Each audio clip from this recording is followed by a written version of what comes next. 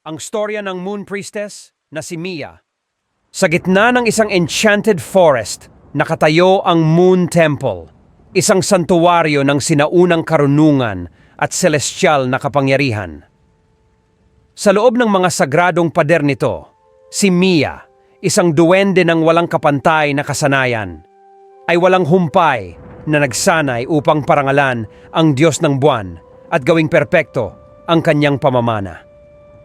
Ang kanyang pangarap ay maging pinakadakilang mamamana sa templo ng buwan, isang tagapagtanggol ng kanyang mga tao at isang mandirigma ng alamat. Ngunit ang kadiliman ay nagbabadya sa abot tanaw habang ang isang pambihirang digmaan sa pagitan ng mga orc at mga tao ay gumapang na palapit sa nayon ng mga duwende. Ang mga duwende sa pangunguna ni Mia ay hindi makaimik.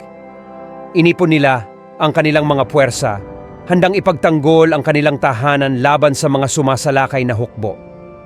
Matindi ang labanan kung saan si Mia at ang kanyang mga kapwa duwende ay buong tapang na lumaban upang itaboy ang mga mananakop.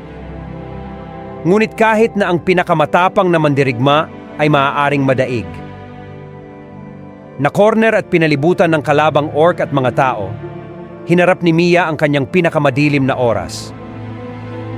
Sa kanilang sandali ng pangangailangan, ang mga duwende ay bumaling sa Moon God. Ang kanilang mga panalangin ay umaalingaw-ngaw sa mga sinaunang bulwagan ng templo. Sinagot ang kanilang mga panalangin.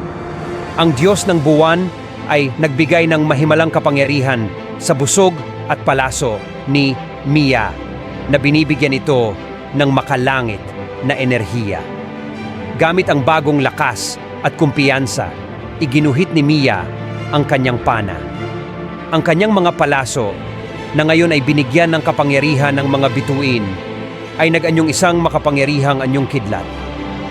Ang makapangyarihang palaso na anyong kidlat ay pumailan lang sa larangan ng digmaan. Ang kapangyarihan nito ay walang kapares at sinakta ng kalaban na nagpabagal sa agos ng labanan. Pinangunahan ni Mia ang kanyang mga tao sa pagliligtas sa mga nakulong sa loob ng Moon Temple. Ang kanyang mga palaso ay umuulan mula sa itaas ng walang pagkakamali. Sa ilalim ng walang humpay na pag-atake ng mga palaso ni Mia, ang mga orc at mga tao ay napilitang umatras na muling iniwang ligtas ang nayon ng mga duwende. Nanalo ang labanan, ipinagdiwang ng mga duwende ang katapangan ni Mia. Ang nayon ay nagsimulang muling itayo. May pag-asa na naibalik. Mula sa araw na iyon, pinarangalan si Mia bilang guardian eagle ng nayon ng duwende. Isang pagkakatawang tao ng kalooban ng Diyos ng buwan at isang beacon ng pag-asa para sa lahat. Salamat sa panonood. Like and follow. And comment below kung sinong hero ang gusto niyong sunod.